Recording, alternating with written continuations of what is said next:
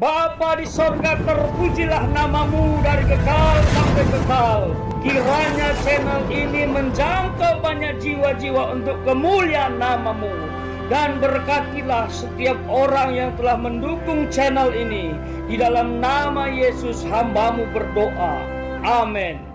Diampuni untuk mengampuni. Nah, perlu kita tahu dulu apa itu diampuni dan mengampuni. Nah, kata diampuni dan mengampuni berasal dari kata ampun. Itu ya, bahasa Indonesia. Yang artinya adalah pembebasan dari tuntutan karena melakukan kesalahan atau kekeliruan. Ya, pembebasan. Jadi kita tidak tuntut lagi orang, itu ampun. Ya. Nah, kita harus tahu juga diampuni itu berarti tindakan anugerah. Termasuk mengampuni juga tindakan anugerah. Artinya begini, Anda diampuni karena Anda mendapatkan anugerah. Anda mengampuni karena Anda memberikan anugerah. Jadi diampuni dan mengampuni ini kekuatan spiritual yang berasal dari ilahi. Makanya Anda tidak akan bisa diampuni dan mengampuni karena tidak ada kekuatan dari Tuhan. Tapi kalau ada kekuatan dari Tuhan, Anda akan diampuni dan bisa mengampuni. Jadi sekali lagi, diampuni dan mengampuni adalah anugerah. Apa itu anugerah, Bapak Ibu? Anugerah itu adalah pemberian yang secara cuma-cuma diberikan kepada orang lain. Pemberian secara cuma-cuma didapatkan oleh orang lain. Anugerah itu bukan hadiah. Saya sudah pernah katakan. Kalau hadiah itu diberikan kepada orang yang layak menerima. Ya kan? This is for you, surprise. Oh, terima kasih gitu. Kenapa? Coba kalau dia jahat, nggak mungkin dapat hadiah. Anugerah itu bukan medali. Yang Anda dapatkan karena Anda juara satu. Coba juara terakhir, Anda mendapatkan medali, nggak mungkin kan? Dia udah juara terakhir. Terima kasih sudah berpartisipasi. Paling itu aja. Tapi yang juara dapat medali. Dan anugerah itu bukan kado. Ya. Yang didapatkan oleh orang berulang tahun. Anugerah itu Anda tidak pantas terima, tapi Tuhan kasih. Ronald yang jahat ini tidak pantas berdiri di belakang mimbar, tapi Tuhan kasih. Paulus pembunuh orang Kristen tidak layak masuk surga dan jadi rasul, tapi Tuhan kasih. Itulah anugerah. Dan hari ini kita bicara tentang itu. Yang dikemas dalam tema diampuni dan mengampuni. Nah, kita mau lihat dulu ayatnya. Di sini Petrus bertanya kepada Tuhan Yesus.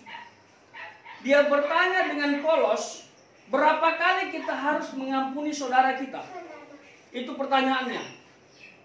Kenapa Petrus bertanya? Karena di ayat sebelum Tuhan sudah kasih ajaran. Oke, kalau ada saudaramu berdosa, tegur dia di bawah 4 mata.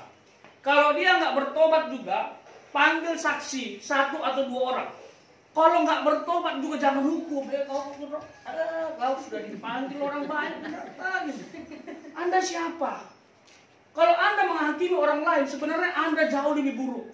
Hanya saja aibmu tersusun rapi belum disingkapkan Allah.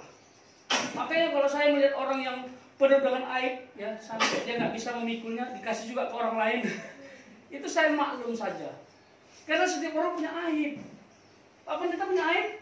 Bagi-bagi dong. Semua punya aib. Ya kan, tinggal tunggu waktunya saja. Yang kita anggap dia hebat, benar. Kalau tiba masanya bisa jatuh dia. Siapa yang hebat kita dengar akhir-akhir ini di Indonesia? Yang mewakili orang-orang Kristen. Akhir-akhir ini kita, kok bisa ya begitu ya? Hanya gara-gara cewek. Ya kan? Hanya gara-gara cewek. Seperti itu. Ya kan? Dulu, oh ini dia layak jadi presiden. Kan? Tapi akhir-akhir ini agak redam sedikit. Wartawan pun tak ada meliputnya. Betul nggak? Tapi kalau Anda telusuri kehidupannya, itu penuh dengan misteri dan pergumulan. Jangan menghakimi. Jangan menilai orang yang sebenarnya Anda belum tentu baik daripada orang tersebut. Dan tidak boleh menghukum orang lain. Seperti itu. Kalau Anda menghukum orang lain, berarti Anda mengambil porsinya Tuhan. Paham sampai di sini? Ya, jangan mengambil porsinya Tuhan dengan cara menghukum orang gara-gara dia bersalah. Kalau dia tak bisa juga ditegur dengan kasih, 4 mata, 8 mata, bermata-mata, ya kan? Ya sudahlah, anggaplah dia sebagai orang yang tidak beriman. Tandai saja. Saya tandai kau ya. Tak, kau tak orang beriman. Maklumi saja kalau dia sudah jatuh dalam dosa. Tapi doakan. Jangan jerumuskan. Dan jangan kata-katai. Please tidak mengata-ngatai aib orang. Ya, ini tidak boleh. Tidak boleh mengata-ngatai aib dalam konteks menjelek-jelekkan. Tetapi kalau cari solusi, bagaimana di tengahnya, itu nggak masalah. Seperti itu. Nah, lalu Tuhan Yesus dalam ayat itu menjawab. Jawaban Tuhan ini saya renungkan, kok Tuhan jawab begini? Tuhan ini kayaknya ahli matematika. Dia jawab dengan bahasa yang termasuk guru matematika pun bingung. Serius. Dia jawab bukan 7 kali Petrus, tetapi 70 kali 7 kali. Saya pikir-pikir, saya cari mana sama dengannya ini. Tidak bisa dijumlah kalau tidak ada sama dengan. Tapi apa maksud Tuhan menggunakan bahasa matematika yang menurut saya luar biasa. Tapi sebenarnya ada hal yang terkandung di dalamnya yang sangat luar biasa. Yaitu mengampuni adalah tanpa batas. Mengampuni adalah tanpa batas. Artinya tidak ada jumlah yang harus kita taruh. Oh, so 3 kali kau bersalah ya. 4 kali hilang kepala. Jangan begitu.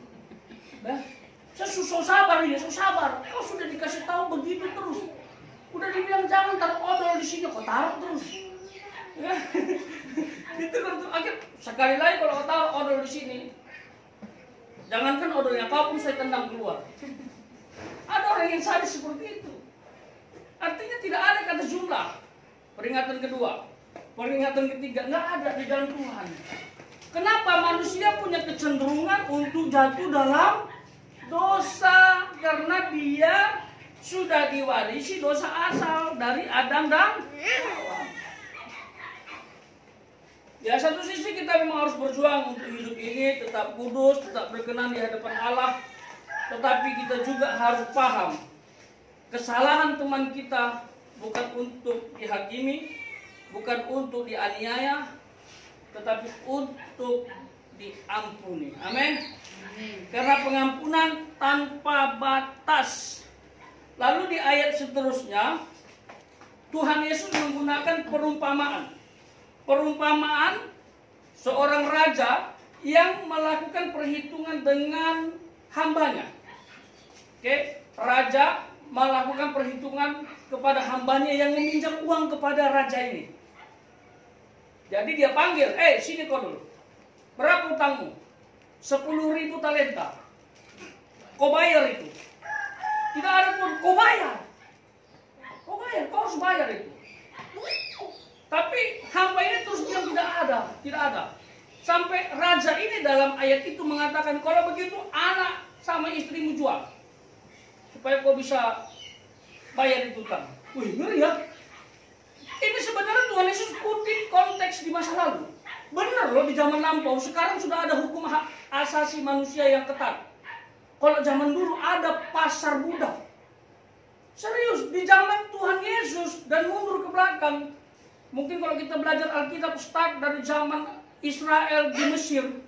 Itu zaman perbudakan yang musim.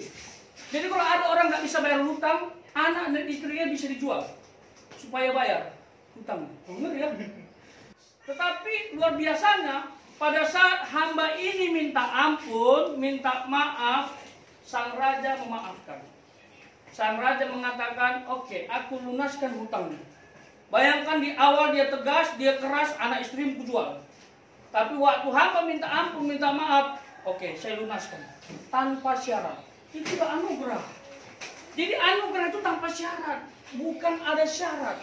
Oke, kamu kok ampuni tapi kamu harus melakukan ini. Itu bukan anugerah. Anugerah itu tak ada catatan. Ibarat buku itu kosong, tanpa tulisan. Itu anugerah dan pengampunan. Ada orang yang sudah diampuni, diikhlaskan utangnya. Begitu dia sama orang lain, justru dia keras. Seperti budak yang diampuni tadi. Oke, budak yang diampuni tadi, dia datang kepada temannya yang budak juga, sesama budak ini, punya hutang, padahal 10 dinar. Lalu dia paksa, kau harus bayar. Dia lupa dia dapat anugerah. Jadi bahasa praktisnya gini, kalau Anda dapat anugerah dari Tuhan, harus memberikan anugerah kepada orang lain. Tapi budak ini beda, hamba ini beda. Dia dapat anugerah, tapi tidak menerapkan anugerah ke orang. Begitu dia ketemu sama temannya yang sesama budak tadi punya hutang, dia paksa untuk bayar. Dan akhirnya teman itu nggak bisa bayar, karena nggak ada uang. Tapi dalam cerita itu dia penjarakan. Beda ya. Padahal ini raja yang sebenarnya bisa membunuh, tapi dia tidak lakukan. Ini sesama budak, bisa mempenjarakan temannya. Bayangkan, ini sangat mengerikan sekali. Akhirnya raja yang mengampuni tadi dengar, oh ini tak tahu dikasihan. Dia sudah saya ampuni malah nggak ngampuni orang. Akhirnya dipanggil dan dia masuk penjara. Tapi apa maksud dari cerita ini? Ingat dan sadar Bapak Ibu, kita semua mendapatkan pengampunan, mendapatkan anugerah. Oleh sebab itu kita harus meneruskan anugerah itu kepada orang lain, meneruskan pengampunan itu kepada orang lain. Sekali lagi, pengampunan adalah anugerah kekuatan ilahi. Ingat baik-baik, pengampunan atau diampuni bukanlah sekedar peristiwa atau tindakan yang mudah. Saya tahu walaupun saya bisa berdiri di depan ini dan bicara tentang pengampunan dengan baik, tetapi saya kadang-kadang juga sedang berjuang untuk melakukannya. Serius. Untuk praktek itu sulit sekali. Tetapi harus bisa. Tetapi harus mampu. Tetapi harus belajar. Mengampuni bukanlah tindakan yang melupakan. Tidak mau tahu, pura-pura lupa. Ingat ya. Jadi kalau ada Anda ketemu sama teman yang pernah menyakiti Anda, lalu kamu biasa saja, pura-pura biasa, sebenarnya bukan biasa, tapi pura-pura biasa, seperti tidak terjadi sesuatu. Lalu pakai muka tembok, warnanya putih juga. Lalu ngomong enak, gimana? Oh iya, baru tasmu, tapi dalam hatinya kurang ajar, bagus sekali dia. Udah kaya nih sekarang ya. Kerja apa sekarang suaminya gitu? Dalam hatinya gitu. Tapi pura-pura senyum, pura-pura manis, tapi di hati astaga Tuhan, aku kapan? Gitu. Ada yang gitu ya? Ada. Tiba-tiba lihat tetangganya sok gitu kan. Sebenarnya dia udah benci gitu. Ini sombong kali ini orang. Mobilnya bagus. Berapa harganya? Utang nggak ini gitu. Dikata-katain. Ikhlaslah. Saya sering ngalami itu. Kalau ada teman saya yang saya kira itu lebih sukses dari saya, itu motivasi buatku. Itu dorongan buatku. Kita bukan bicara bersaing, tapi kita bicara motivasi. Kalau ada orang yang lebih sukses dari kita, kita harus jadikan pelajaran. Dia bisa, saya tidak. Kenapa? Apa yang terjadi? Kita harus sadar, kita sama-sama makan nasi. Kalau dia bisa, berarti saya bisa. Tinggal tunggu waktu saja, tidak usah iri. Kalau kita iri sama orang lain, itu menunjukkan dia jauh lebih hebat dari kita. Apakah Bapak Ibu pernah iri sama orang miskin? Miskin sekali. Aku iri. Tunggu ya pembalasanku, aku jauh lebih miskin dari kamu. Ada yang kayak gitu? Gak mungkin kan? Gak mungkin kalian iri sama orang miskin. Yang ada orang kaya. Jadi kalau kita iri sama seseorang, berarti dia lebih baik dari kita. Jadi ini perlu dipahami. Karena kita sudah diampuni oleh Tuhan, harus mengampuni. Dan ingat, yang namanya mengampuni adalah proses seumur hidup. Ya, sekali lagi saya ulang, mengampuni adalah proses seumur hidup. Artinya ada berkepanjangan, ada tindakan intensif. Tahu intensif nggak ya? Terus menerus. Kalau hari ini Anda belum bisa mengampuni, besok juga belajar. Sampai nanti kita punya hati yang ikhlas melihat dia. Bukan pakai topeng tadi ya. Pura-pura manis, pura-pura senyum, tapi sampai rumah, Pak kok bisa ini lagi? Papa ini pemalas gitu. Suaminya dianiaya dulu. Gara-gara melihat orang lain jauh lebih sukses. Gak boleh dukung suamimu, berkat Tuhan beda-beda. Serius, jangan pernah menyakiti pasanganmu. Kalau pasanganmu semakin disakiti, mohon maaf, saya belajar ya, bukan kita termotivasi. Bukan termotivasi, semakin geram, ini cewek ini kurang ajar, tidak tahu diri. Bisa saja dia berpikir, kalau begitu, saya harus cari orang yang bisa terima saya padanya. Itu bahaya kan? Bahaya. Tetapi kasihlah motivasi. Dia pulang dari kerja kasih kopi, ya kan? Jangan kasih sianida ya. Dia cepat mati. Seolah-olah kecelakaan, ya kan? Supaya Anda bisa kawin lagi, ya kan? Jangan, nggak boleh. Kasih kopi yang rasanya mantap. Kalau saran saya sedikit pahit supaya dia ingat akan kehidupan ini yang pahit. Jadi kasih kopi, pijit-pijit dia, jangan diomelin dulu. Udah nyampe langsung diomelin. Dapat berapa?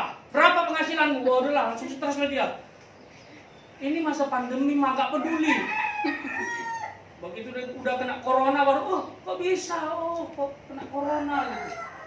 Salahmu sendiri, kok paksa dia kerja, ya kan? Tidak dikasih masker, ya bahaya. Jadi ini penting sekali. Dan terakhir, lihat di ayat yang ke-35. Ada pembalasan, pengampunan yang dilakukan Tuhan. Nah, sebenarnya ayat yang kita baca ini bukan berbicara tentang hutang yang paling penting. Ya, bukan bicara tentang hutang yang kamu tidak bisa bayar dan harus bayar. Tetapi hal yang paling penting dalam ayat ini adalah bicara tentang pengampunan. Karena kita sudah diampuni, harus mengampuni seperti budak tadi. Tapi kalau kita tidak mengampuni, berarti kita egois dan tak mau tahu apa yang sudah kita alami. Saya sudah diampuni Tuhan. Pak, saya sudah diampuni Tuhan. Kalau seandainya tak diampuni Tuhan, apa yang terjadi? Mungkin Bapak Ibu sudah bisa bayangkan, ya kan? Artinya neraka. Amin. Tapi dia diampuni. Sekarang ragu-ragu gitu, Pak. Saya bilang surga kok ragu-ragu. Kalau Bapak ragu-ragu apalagi jemaat. Ya kan? Amin. Surga? Oh, haleluya. Saya juga surga. Bapak Ibu surga? Amin. Amin. Karena sudah diampuni Tuhan. Dan ciri-ciri warga kerajaan surga, coba lihat di ayat itu, adalah orang yang mengampuni. Adalah orang yang mengampuni.